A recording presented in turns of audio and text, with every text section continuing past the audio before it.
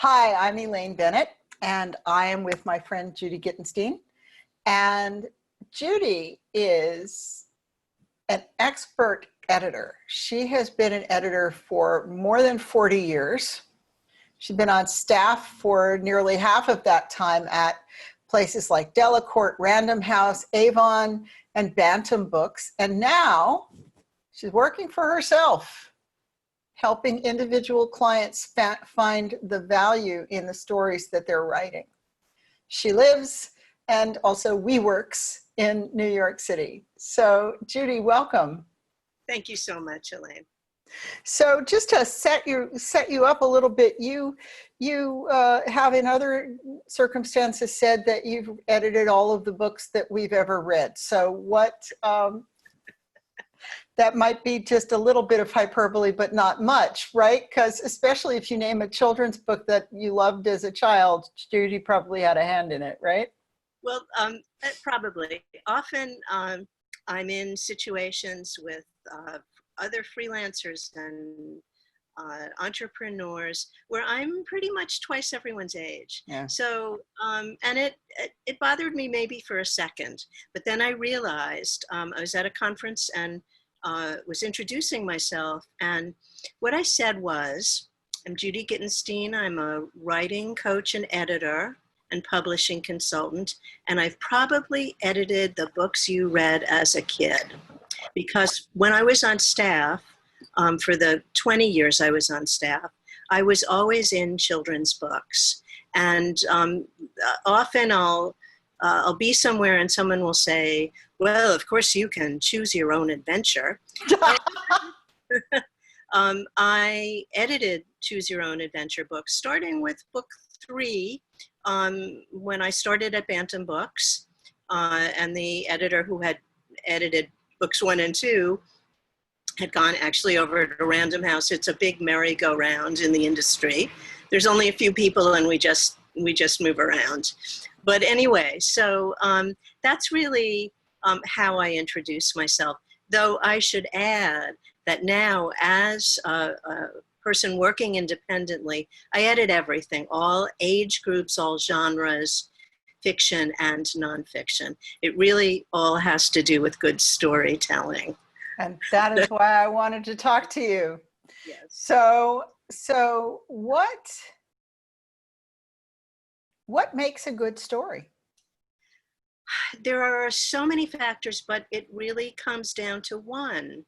Is the reader engaged? Yes. Is the reader drawn in, engaged, and changed by the experience of reading? Are you taken to another world? Are you taken away from what you want to be away from? Are you able to dive in? Is the writer letting you in? There are lots of rules I've read and a lot of criteria, but that's really the main thing.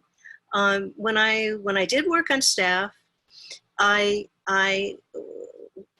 in children's books and in recent years, we did allow for unsolicited submissions, meaning not through an agent. Mm-hmm. So what I would do with my huge pile of submissions, I would allow myself only 5 minutes for a quick look before I was leaving for home or for lunch or a meeting.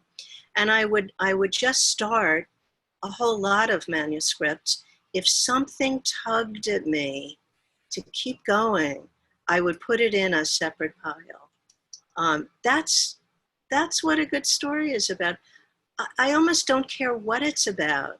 I do care that the writer is leading me in, is standing at a doorway, essentially, and saying, come on in. And then accompanying me through the story in the form of the narrator or the main character or somewhere that there's room for me, the reader, to be part of the story. I think, does that answer your question? Yes, very well. You know, I think that if we extrapolate for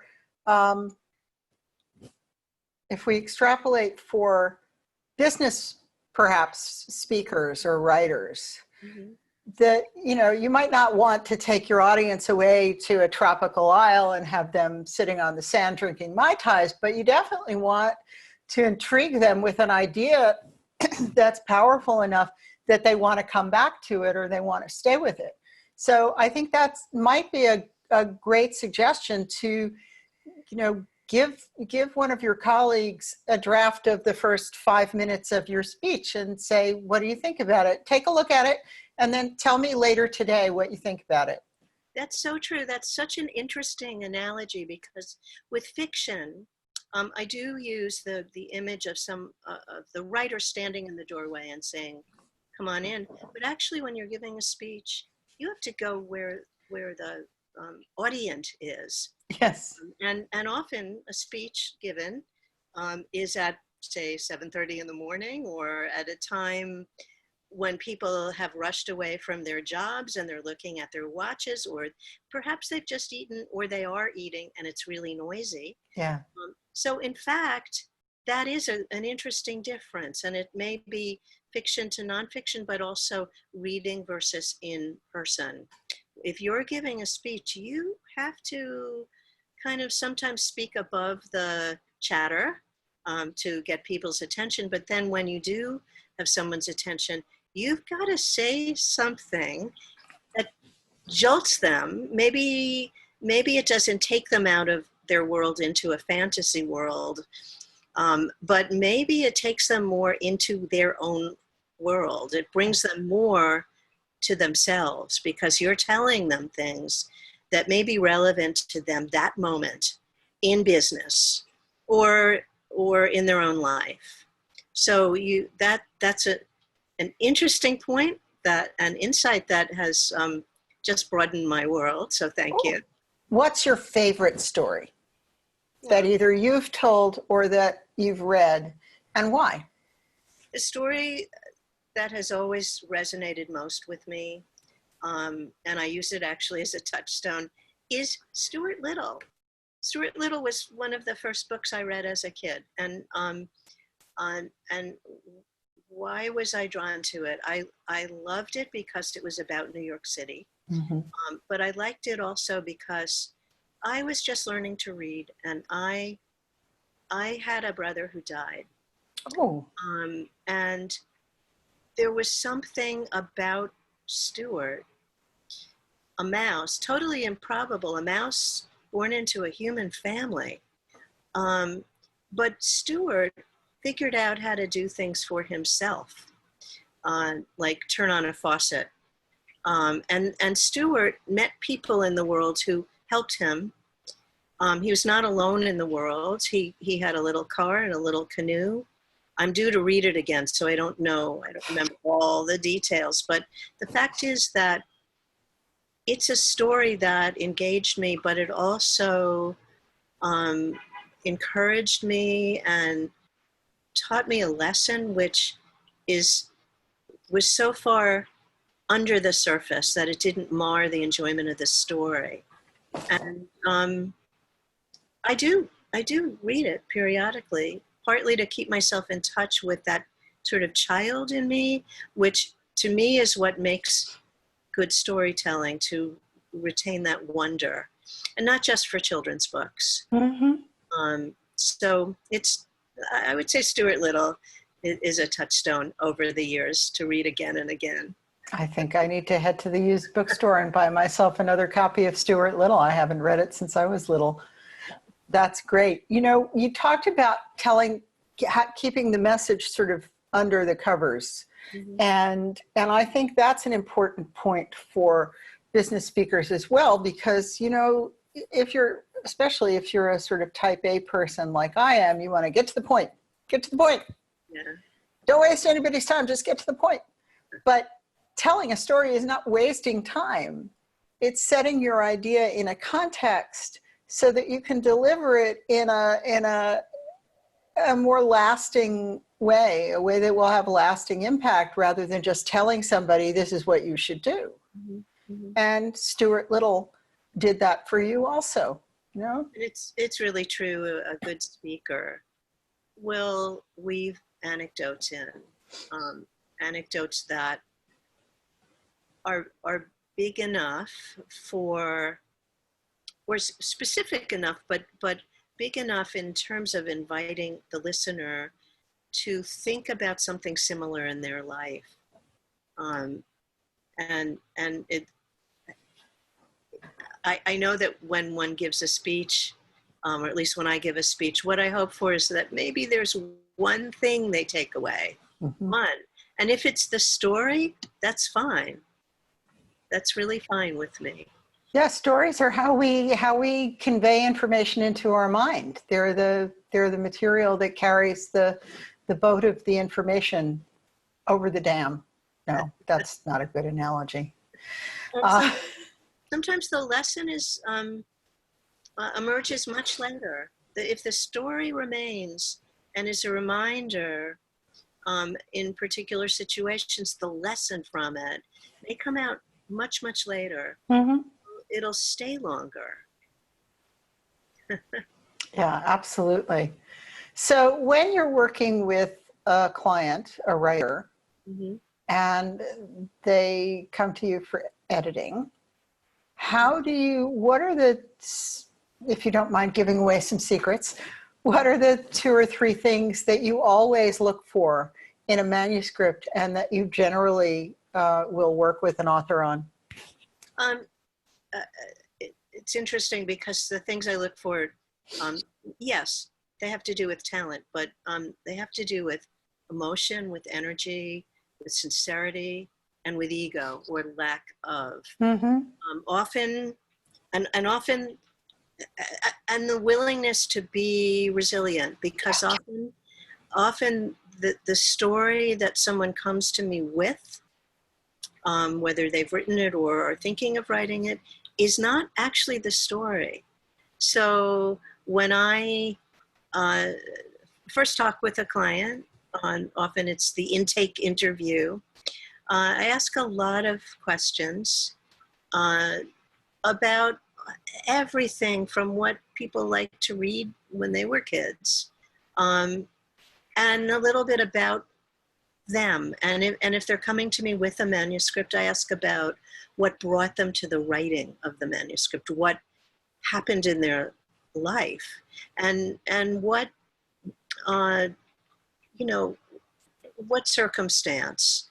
So often in the listening to that, I will interrupt the client. I don't often do that. I mostly listen, but I often interrupt to say, that is your story. And my criterion for that is a different level of emotion, a different depth, a change to the voice, which in fiction is the narrative voice. But when something happens, I know that, let's say you're watching an interview on TV, when the person starts to cry, that's the heightened moment. That's the real story. So very often I will say that, and then the person who may have said to me, I have this story, but I can't get myself to write it. After that, maybe the finding of the real story, the client has no trouble writing. Yeah. So it really is the being sincere and honest with yourself about what you want to write and why you want to write it. So that's it. That's what it sounds so simple, and it's some of the hardest thing to do. Yeah. Often, I feel that that's my talent as an editor. That I kind of help set the scene of comfort, but not really that writing is going to be easy, but the level of comfort that it's all okay, it's valid, whatever you're thinking, that is your story. And the way you tell it is what makes it unique, and your uniqueness keeps it unique. And I think I create an atmosphere of calm, and what emerges, I hope, is a good story. But I hope more that what emerges is that who emerges is a is a an invigorated writer. That's what I hope for. That is fabulous. So we're not looking at the editor as the critical person. We're looking at the editor as a partner, and your job is to shape the work, help the writer shape the work also, but to reinvigorate the writer with, you know, creative juices to go on to the next stage. Yes, I collaborator in discussion, but often what I put as my signature, writing coach and cheerleader. Yeah. I am really your encourager. I'm realistic and I'm kind, but it really is because I work freelance. I am on your side. In that sense, I am a collaborator, co-conspirator, because I help people strategize what they want to do in publishing with their book, with anything they want to write, and strategize a submission. Now, if I were still working at Bantam Books, I would have to be a little bit judgmental, because I'm gauging the saleability of a book. But as an independent editor, I'm more on the writer's side of the table, as opposed to the editor's side of the table and the publisher's side. So I think that many people think that the writing process is, I write a first draft and then I send it to a publisher. Yeah. Or if they're, if they're a little more professional, a little more aware of themselves, they will write a first draft, then they will rewrite, perhaps totally, the draft and work on it, revising it themselves. And then they will say, I need a set of fresh eyes. I need somebody smart and experienced to look at this and cheerlead me. And they will send it to an editor like you. And then maybe after another round of revisions, it's ready to send out into the world in a commercial way. Is that about right? That's exactly right. There's a point in the discussion and the process that we talk about their goals. I ask a writer, what is your hope? Do you want to be published traditionally, or do you want to publish yourself, which is a viable option? Mm-hmm. It's not even an alternative anymore. It's a way to publish. So depending on the answer, that's how I proceed. That's kind of like a choose your own adventure. And I'll explain that, because if I'm working with a writer who wants to self-publish, we essentially do the whole process. I react to the revision. Then I line edit.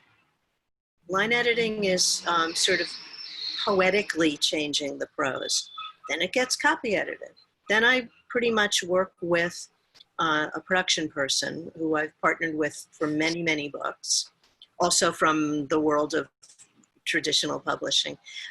If a writer says that they want to do a submission to a traditional publisher, then I do something a little bit different.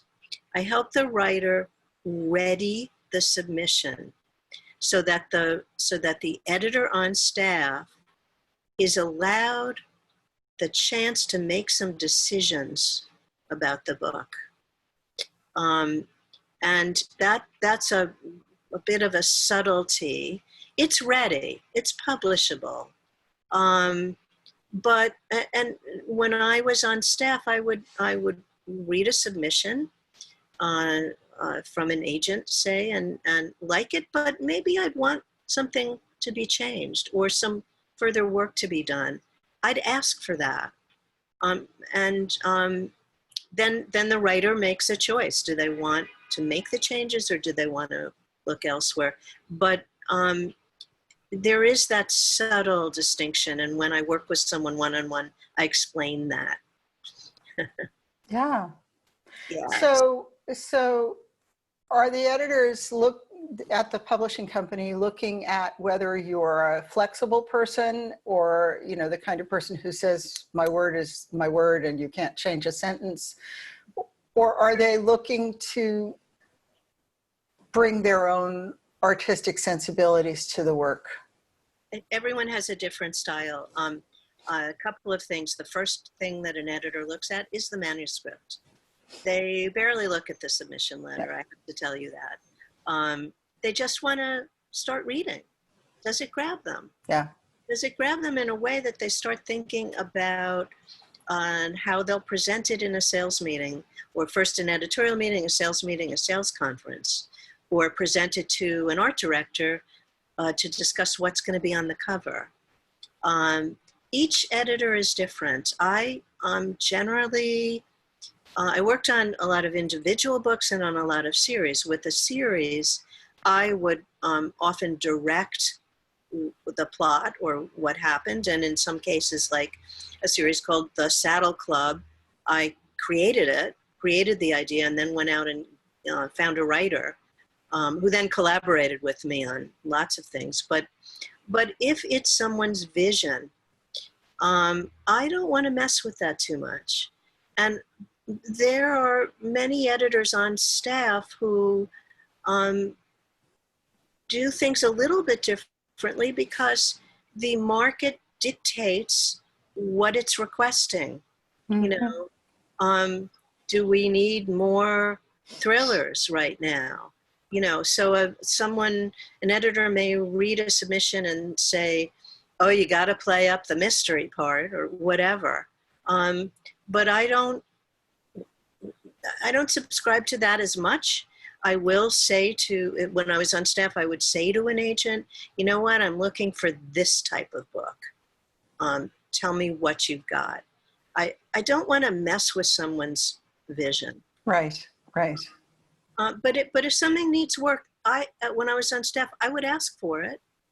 I would sometimes ask for it before a contract was drawn up, because if it's a new writer, I think any writer is only as good as one's ability to revise. Yes. And that's hard. That's where the answer to your question comes in. If someone says, I'm not changing anything, then thank you. Yeah. You know, unless it's an earth-shattering, best-selling book that I can tell is going to be a bestseller. But I'm not downplaying my role, but I'm a helper. I'm a catalyst. I accompany the writer. If I want to write something, I'll write something. I'm not going to rewrite something. Right.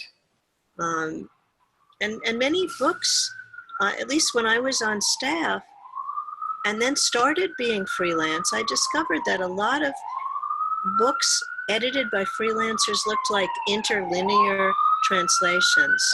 Like every line would be crossed out and rewritten. And it's funny, my very first job with a packager who had worked with me and I was now editing for him, what I like to do is to take a tweezer and figure out the least I can change to affect the biggest change. Yes. So what happened was I handed in a manuscript that I edited, and this packager called me so angry. He said, you did nothing. What am I paying you for? And we were very close friends. So all I said once I gathered my wits and thought, why did I go freelance? I said, just read it. Read it when the galleys come in and then tell me that I didn't do anything. So long story short, the galleys came in. He called me very apologetic and said, will you train my editors? So then I was quite thankful that I had gone freelance. Yes, yes. That's wonderful. So you've spoken some, right? I've spoken some, yes. What is your favorite way to convey a story when you're telling it to an audience?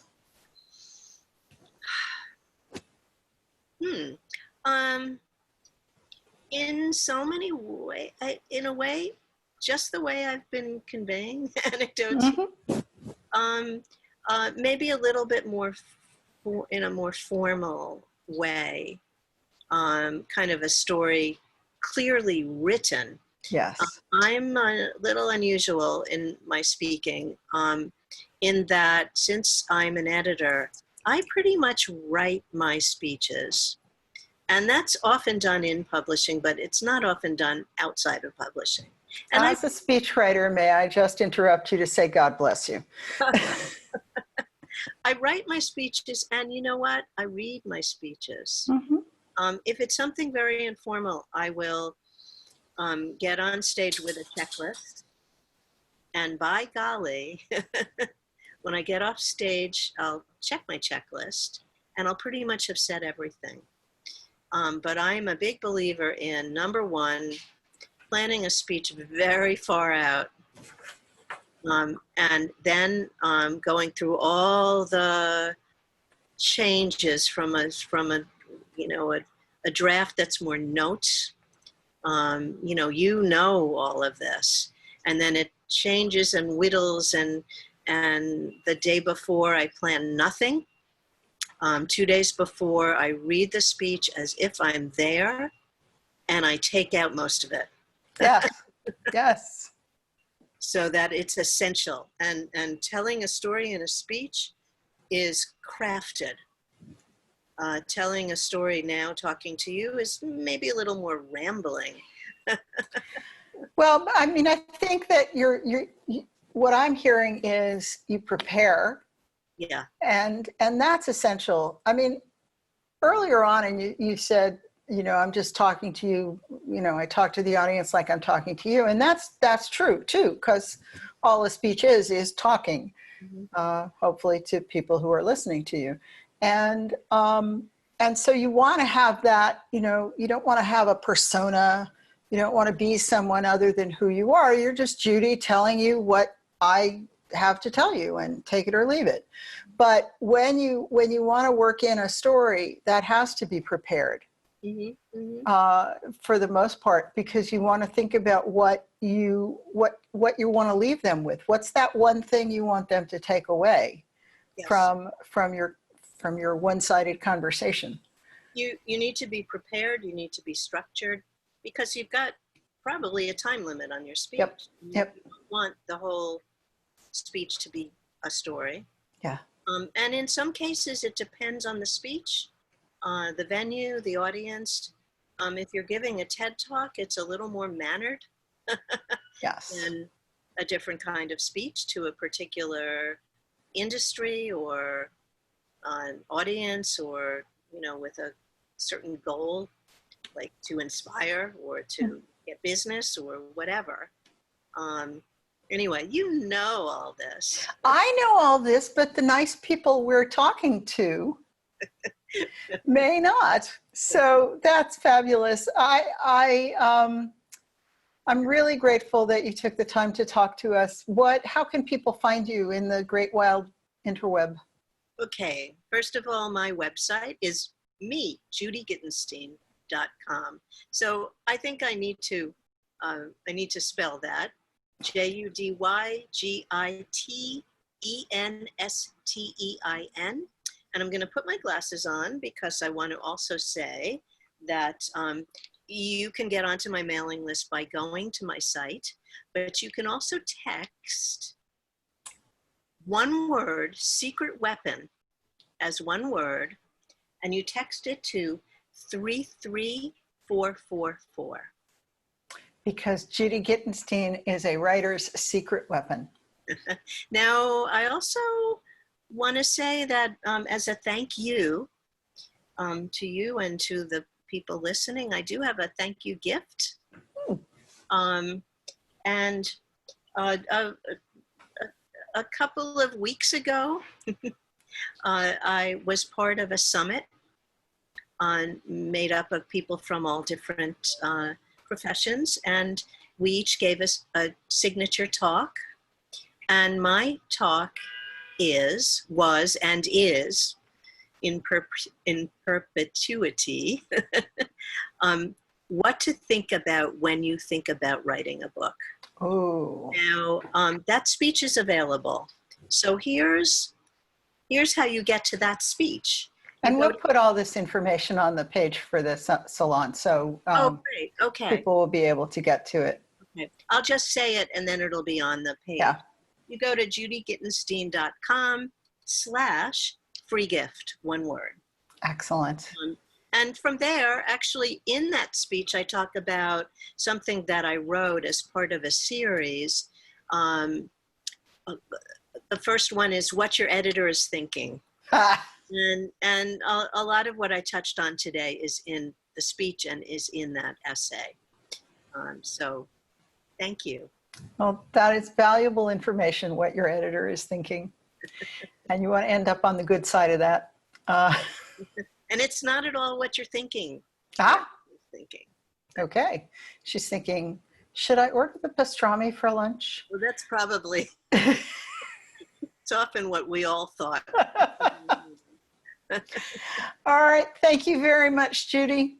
Thank you very much, Elaine. Talk to you soon. Bye.